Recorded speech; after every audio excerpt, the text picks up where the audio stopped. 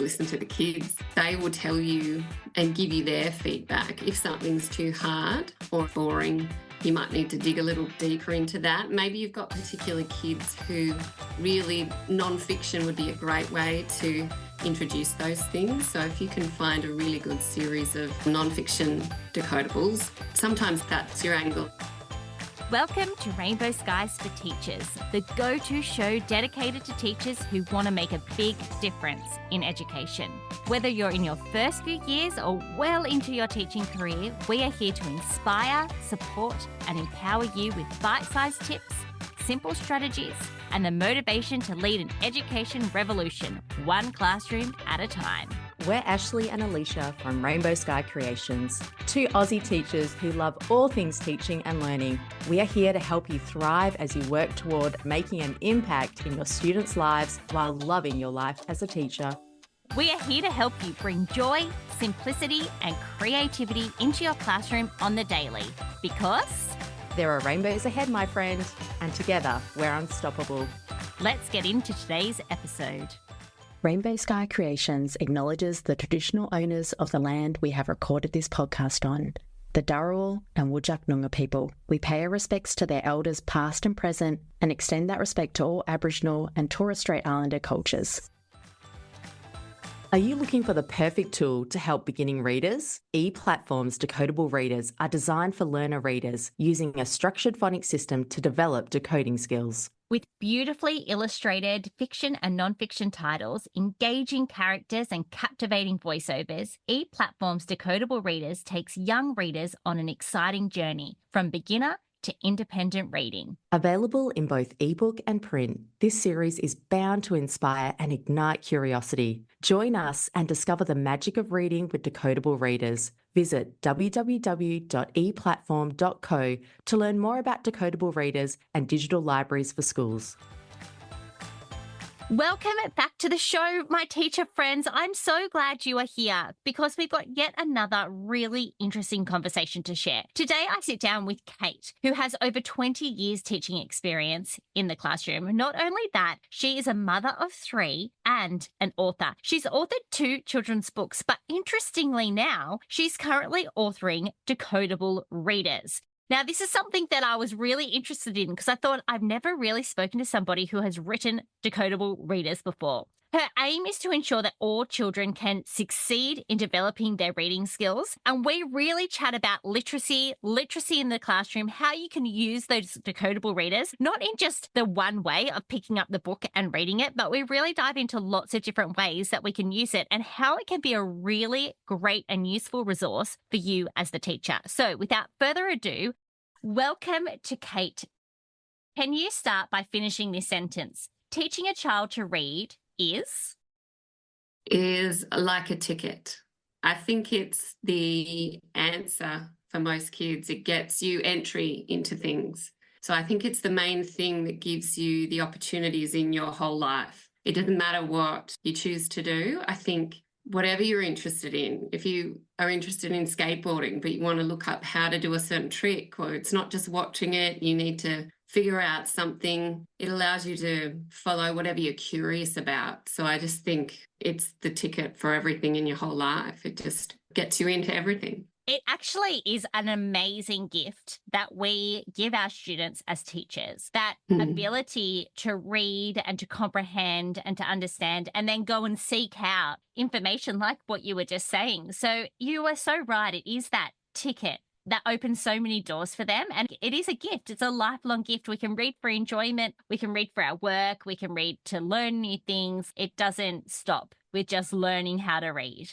No, I think too, it's not just about that whole academic side of learning to read. It's just a valuable skill for life in general. And I think sometimes as teachers, you get a little bit bogged down in the actual learning to read rather than thinking about what's the outcome, what's the purpose of it in the first place, and then what can you get as a result of that. It's for the rest of your life. And it just allows you to follow whatever passion you have. So I think it might be cliche to say it's a lifelong skill, but it's just the truth. It absolutely is. I like that you said that we sometimes get bogged down in the actual process of teaching students to read when we can look at it at a much larger level. But we are going to really drill down today about teaching kids to read. And I wanted to start off with, what are some of your non-negotiables when teaching literacy in the classroom? I think the most important thing to me teaching kids is to let them know that there is no right or wrong, and creating that safe space for them to be risk takers. And there are just certain kids who really hate to get something wrong. And so I like to make sure that the classroom's a place where they know it doesn't matter. If you're not quite sure, you just have a go, and then we'll have a look at which parts of what you've done you've got right, and then what are the things that you need to look at that we can work on. So I think having that really encouraging, supportive environment, that's the most important to me overall. But I think with literacy, it is that sort of structured, systematic instruction of phonics, and then followed up by looking at sort of comprehension generally, because like I was saying with the ticket, comprehension is just a valuable skill for life. That happens in conversations with people. It happens when you're reading different texts. So that's a valuable thing. And I think because I focus really strongly with phonics, it's looking at then the decoding of text and then encoding. So looking at the relationship between reading and writing, that's important to me. I think making sure you're always continually assessing, making sure you know where the kids are up to, where they need to go next. Yeah, I'd say they're probably the main things that I focus on with literacy in the classroom. So what about something like reading groups or connecting with your students with reading every day? Is that a daily thing for you? Every couple of days, or weekly? I think that's something, probably trying to do it every day with every student is hard. So I think if you've got reading groups that you're doing at least, I would say 3 times a week, where you've got a group of kids doing a guided reading session, that would be my goal. I think it's realistic that way. I think if you want to do some independent sort of reading with kids, that does become a bit trickier, and maybe you could do that once or twice a week, making sure you're hearing how they're going on their own without that kind of banter and input from other kids. Yeah, I'm a big believer in having those reading groups up and running throughout your week. And you might not be connecting with every child every day, because that is obviously very unreasonable, especially with class sizes that can sometimes be up and over 30. But connecting with some students in your class while they're reading and everyone else doing literacy activities. Tell me about writing. How often do you think students should be writing? I think that's one that you can integrate every day, writing tasks. So if it's more literacy focused and you're focused on certain sounds, having a task that way, but then also across all of the KLAs, you can look at how you can have a focused writing lesson at some point during the day, every day. Yeah, fabulous. So while we're on the topic of writing, you yourself are a writer, which is why I really wanted you to come on this podcast, because you have written books for children, but you now write decodable readers. And I'm so interested in the process of how you go about writing a decodable text. So the process that we've taken at ePlatform, where I am now, is you are trying to get the specialists together, gather together people who really understand literacy and have specialist skills in that area. So the main thing you do is have a look at your scope and sequence. So how do you want to introduce the sounds? What will be the sort of step-by-step process for each level? What phonemes are introduced over the course of the series of books? To do that, you're really looking to see generally in different curriculums, what is their scope and sequence, who are the main people who will be using these books, and then structuring the system to meet their needs. And then you're looking at creating word banks using those particular sounds. So for example, in a level 1, generally, and particularly in New South Wales, it's SATPIN.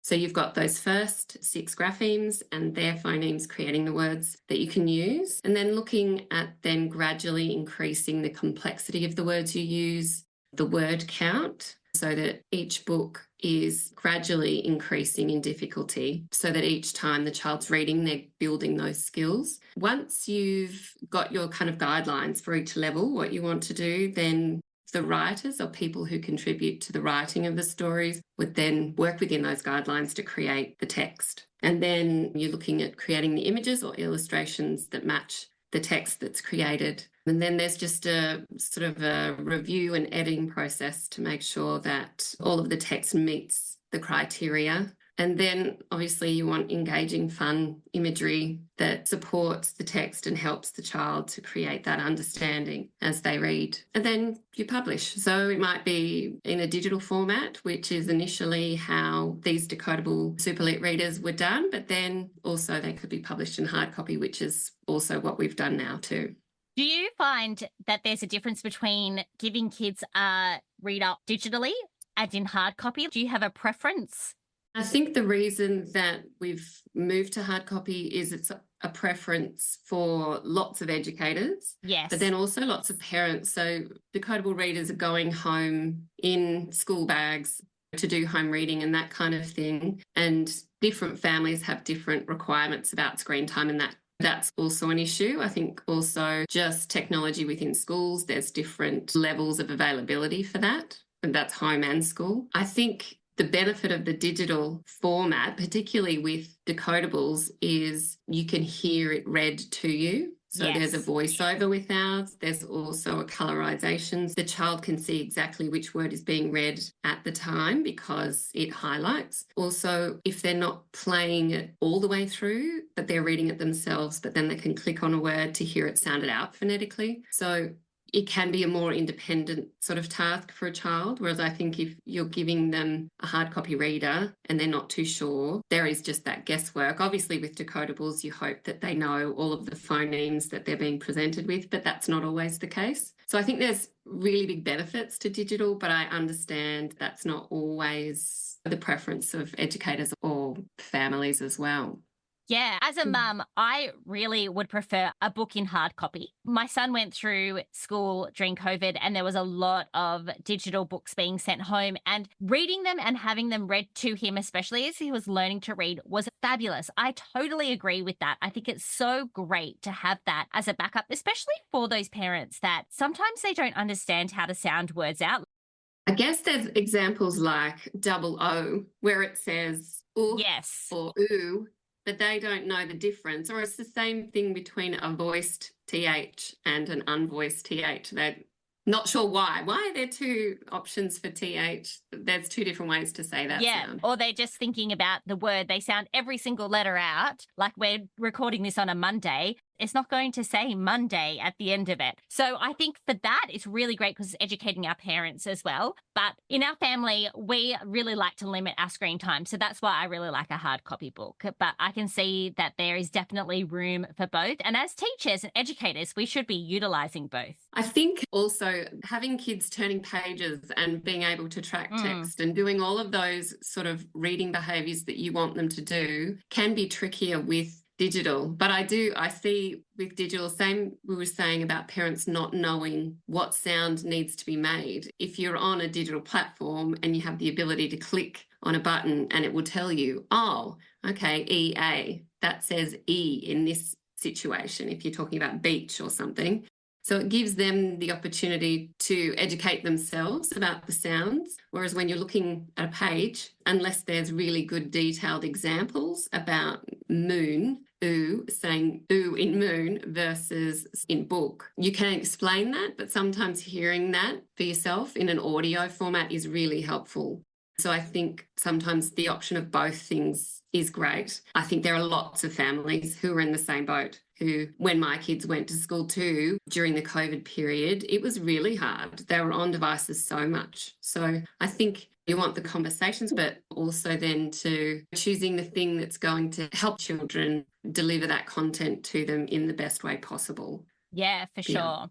So that's probably one thing that teachers often talk about is the limitations of a book being digital, because they want their kids with books in hands. But another common criticism that is out there about decodable books, and I'm going to admit I've said this before too, that is that they can be quite boring with no storyline. What are your thoughts on this whole idea? Look, I think it's probably a valid concern, but I think the main thing And the main function of a decodable book is to give kids the opportunity to put into practice these phonetic spelling patterns that they've been learning and give them an opportunity to rehearse and practice those skills. And it's so the function of a decodable book is to develop those foundational early literacy skills. So if you do think about those first 6 phonemes that are in level 1, generally speaking in lots of decodable books, it is a really limited word bank.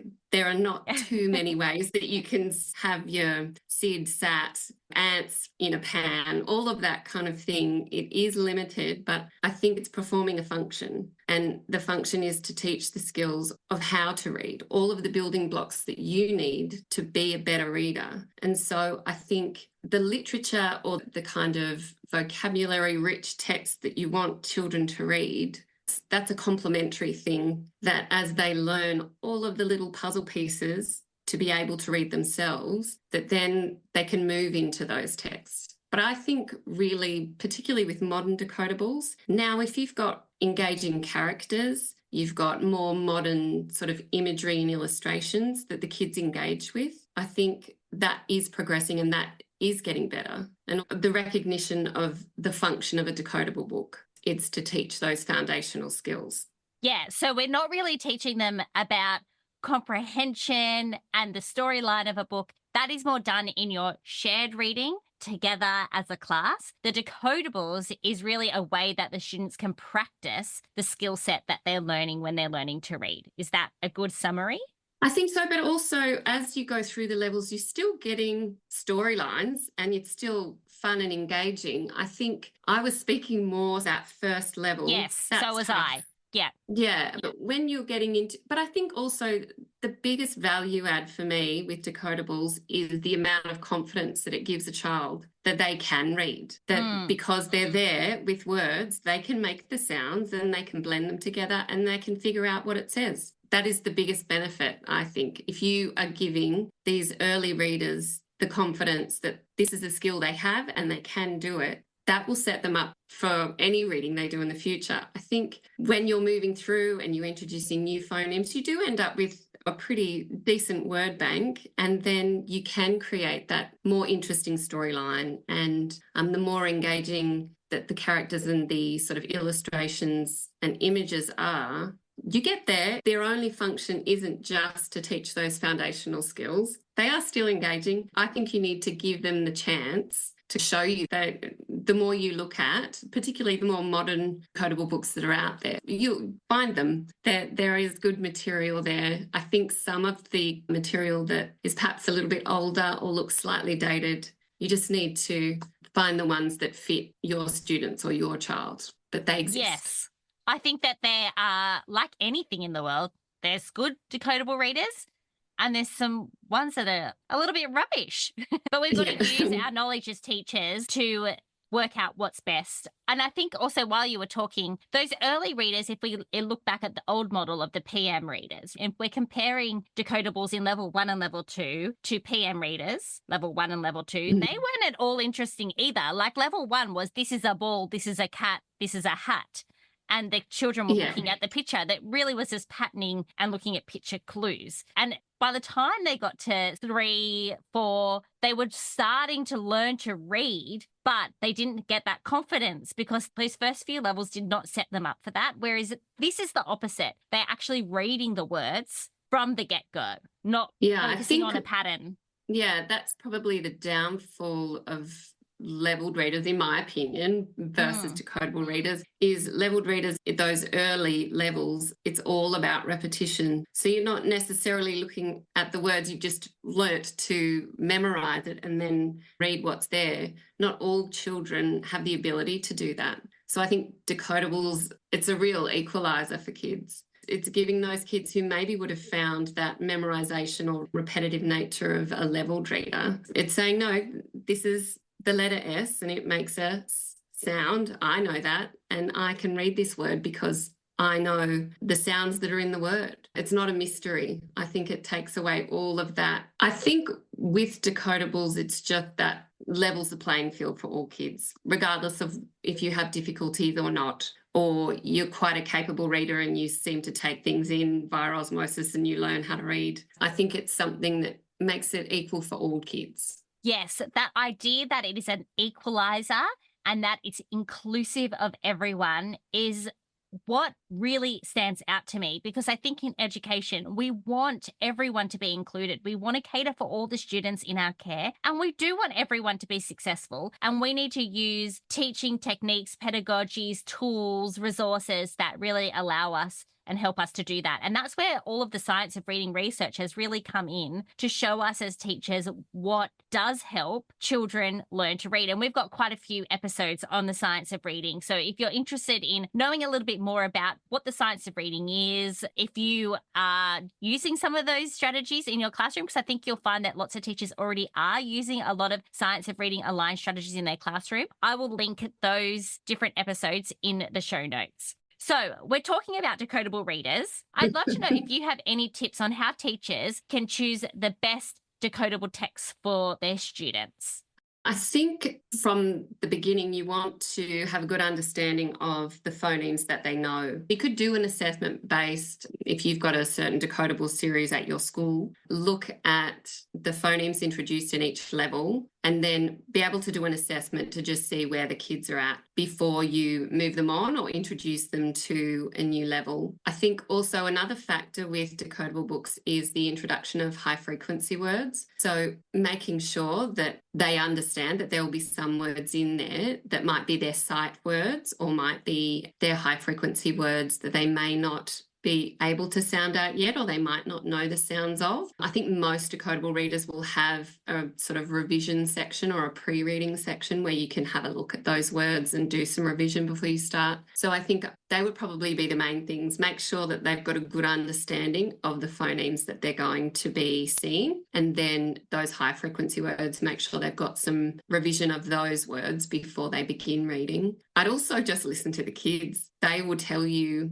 and give you their feedback. If something's too hard or boring, you might need to dig a little deeper into that. Maybe you've got particular kids who really non-fiction would be a great way to introduce those things. So if you can find a really good series of non-fiction decodables, sometimes that's your angle in. With some children, they just don't find that kind of fiction interesting. So yeah, I think they would be the main things. Have a good understanding of the sounds they know and revise those high frequency words that they're going to come across and try and pick a series or fiction, non-fiction, whatever they might be interested in. Tell me, how early can you get non-fiction texts in decodable form? Are we talking that early reading, or are we waiting as they get a little bit more proficient? No, they're the same. You can get those same first 6 sounds. There's decodables out there that cover those. Okay. Yeah. So obviously it's the same, like we were talking before, they're the limited word bank. Yeah. So to an adult looking at it, is it going to be a riveting story or riveting information? It's not, but I think one of the great things is if you've got really great imagery, really interesting pictures for the kids to look at that go with that text that they can read all by themselves, that combination of things, that's what helps them to learn to read. I think we've got a book called Ants Sip, and on one of the pages there's a picture of ants spitting, and they spit this acid, and it's the most amazing picture of ants spitting acid out of their bodies. And so for the kids, that's a really engaging thing. The sentence, but if you're looking at imagery that's really, I didn't know that. I didn't know that ants spat acid from their bodies to defend themselves, but that's an interesting thing. And then that's also leading to really great conversations about ants, and it's all really valuable information, all of that great non-fiction information that kids really love. I've learned something new today, because I did not know that decodable texts in those really early stages came in non-fiction form. And that is a really great tip, because we're always saying choose things that your students are interested in. And I agree with you. The ants spitting acid, really incredible. And in our series, we've also got one about knits. So whether that interests you as a teacher, I don't know, but it fits the phonemes. So there's a book about knits as well. And probably fits real life experience of many children out there. Yeah. And lots of great pictures of kids scratching their heads and things. It's good. That's funny. Okay, we're almost going to wrap this up. But before we do, one of the things that we are really aligned with at Rainbow Sky Creations is getting a resource and not just using it once, like trying to use it in many different ways, reducing, reusing and recycling, but when it comes to resources as teachers. So besides just reading a decodable text or reading a decodable reader, do you have any other suggestions on how teachers can actually use these texts in their classrooms? I think there's lots of different ways you can use them. Obviously, they create an instant word bank for you of words that you could use or get the kids to use in their writing. So you could do different things like give them a list of the words and do like a word hunt, read this book and tick this box as you're finding the words. You can do that. You could put words around the room and do a similar activity. You could see if they could write an alternate ending to what's there. You could play bingo using the decodable words, maybe role-playing something from one of the decodable books. So if there's a series of characters, they could pretend to be one of those characters. I think also doing things like that where they're engaging in a fun and active sort of way then brings the books to life a little bit more. I would use them, maybe do it like a sentence scramble. So choose a sentence from the book, have those printed out, they cut them up and they trying to put the sentence back together. You could do lots of people when they're using decodables might have a decodable passage. So you could have, without any of the sort of illustrations or imagery, you could just have the passage and then do like a partnered reading activity using decodable passages. I guess they could illustrate if you wanted to do some sort of art activity. You could have them paint or create an alternative picture for that page in a book. Yeah, I think there's lots of different things you could do in that way. Yeah, for sure. Going back to the very beginning, we were talking about the fact that there's digital versions of majority of the decodable texts out there. And I know your platform does the digital as well. Having the kids in a reading group, using that as a reading activity where they're listening to reading is also another really great way to use those decodables. I think there's plenty of activities you could do in a guided reading sort of situation. All of those sort of more traditional ways of using readers or decodable books. So if you've got them in your guided reading sessions where the teachers selected the level, you could do it that way. You also could have independent reading. And like you say, if you're on an iPad and you're listening to the decodable or you're reading it along, that's just a way that you can hear it. You're still tracking the text. You're still doing lots of really valuable skills when you're listening to that reading, particularly if it's got that colorization feature. I think too, also drawing things out, if there's a particular book that's focusing on a sound and that's what you're focusing on with your class, you can use that book digitally. You can have it up on the smartboard. You can be reading it as a class. And then, you know, if there's a particular word, you could tap on that word and have it sounded out for the whole class. So I think there's all of those things that just in regular reading groups, it's a really still valuable. Hard copy can do it that way, or there's lots of really great things you can do with the digital versions of the decodable books as well. Yeah, fabulous. With your platform, if you order hard copies, do you get access to the digital version or are they two separate things? So you can get it in two separate ways. So people who at the moment, so the digital version, you get that via a subscription. So that's an annual subscription. If you wanted to get audio books or ebooks or both, you can do that. And that's just a library that's full of published books that you would find in your school library, but it just is in the sort of audio or ebook format. And then the decodables, which is our new offering, which is really primary school focused. So ePlatform has always done a really good job of providing those kind of library resources and books from sort of year 3 to year 12 across the whole of those years. And now with these decodables, and we've also got a selection of level readers as well, that's covering all K to 12. So people who have a current subscription, you can get a 25% discount on hard copy books, or if you just wanted to get one or the other, you could do that. We'll put the link to ePlatform in the show notes so people can go and check it out if they're interested in how it all runs and accessing more decodables for their classroom. We're going to end on one big question. If you could make one change in the education system, what would it be? I think the main thing that I found in the classroom and in teaching over the last 20 years is the need for me to see more social and emotional learning in classrooms. I think learning about self-regulation and learning about empathy and self-awareness is a really important thing. And I think particularly with that self-regulation, I think for me, if you have a group of kids who are in the best possible state of mind, frame of mind, ready to learn, if they're in that zone, you've got the best chance of reaching them and of whatever content you're delivering, of them absorbing that and then that being more valuable for them. I think that's probably the biggest change that we could make as educators, is making sure that every child that's in the room is in a state of mind where they're ready to learn.